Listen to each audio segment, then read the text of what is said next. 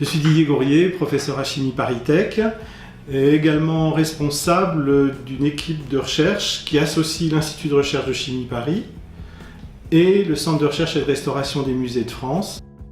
C'est vraiment le centre de recherche qui a accès privilégié aux collections de plus de 1200 musées de France, où se font des études sur les œuvres d'art, des problèmes d'authentification, de reconstituer l'histoire des techniques, de dater, etc.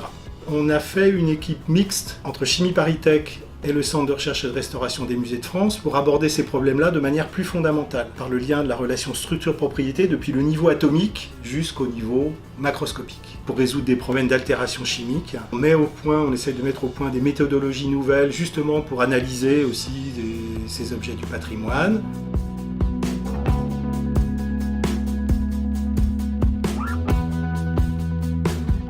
Aglaé a une vocation européenne, c'est-à-dire que des chercheurs de toute l'Europe peuvent venir travailler ici. Si en fait ce projet, qui est quand même maintenant une réputation mondiale, parce qu'il y a une très grosse couverture médiatique, c'est grâce à la compétence des ingénieurs qu'en fait ils ont pu utiliser des parties anciennes et les ont modifiées, etc. Donc c'est ça qui fait le succès de cette opération.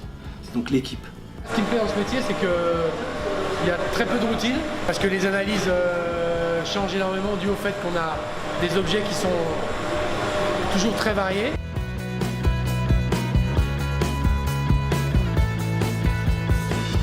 Avec le nouvel Aglaé, on pourra fonctionner 24 heures sur 24 parce que le pilotage est entièrement contrôlé par ordinateur, y compris la sécurité.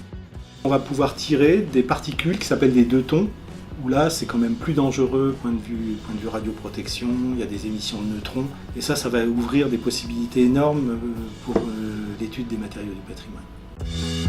Dans le domaine des sciences du patrimoine, c'est un dialogue permanent entre chimistes, physiciens, donc géologues, et puis également historiens de l'art. C'est vraiment le creuset où c'est vraiment un nœud de l'interdisciplinarité ici.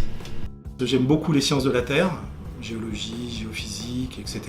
J'aime beaucoup l'histoire et j'aime aussi un peu la physique. Avec cette équipe-là, je peux faire un peu tout ce qui me plaît. J'ai accès donc à des problèmes d'histoire de l'art, archéologie. Il y a de la physique puisque c'est une équipe de physico-chimie. Donc en fait, je suis un homme heureux. Ce que je trouve vraiment intéressant dans la science des matériaux, c'est que d'ailleurs il faut dire les sciences des matériaux parce qu'il y a aussi bien de la physique que de la chimie. Le physicien va s'intéresser aux propriétés, sur des matériaux en général d'ailleurs le plus simple possible, alors que le chimiste n'a pas peur de la complexité. Les matériaux c'est fascinant, ils sont dotés de toutes les propriétés possibles et imaginables. Notre vie ne peut pas exister sans les matériaux. On est entouré de matériaux, on vit avec les matériaux. Commencer par, je sais pas, les smartphones par exemple, c'est bourré de matériaux avec des propriétés électroniques particulières. Et en fait, c'est ça qui m'a fasciné dans la science des matériaux. Mais j'avoue que l'enseignement, ça m'a attiré. J'ai fait des cours dès mon arrivée, j'ai 27 ans ou 26 ans. J'ai jamais arrêté d'en faire et j'adore ça. Je trouve d'une certaine manière les étudiants à l'heure actuelle assez matures, tout simplement peut-être parce qu'ils sont très conscients des difficultés, de la situation qui est quand même un peu particulière. Donc si je peux donner un conseil à un jeune qui envisage de poursuivre sa carrière dans la science ou la technologie, c'est d'abord de ne pas se précipiter.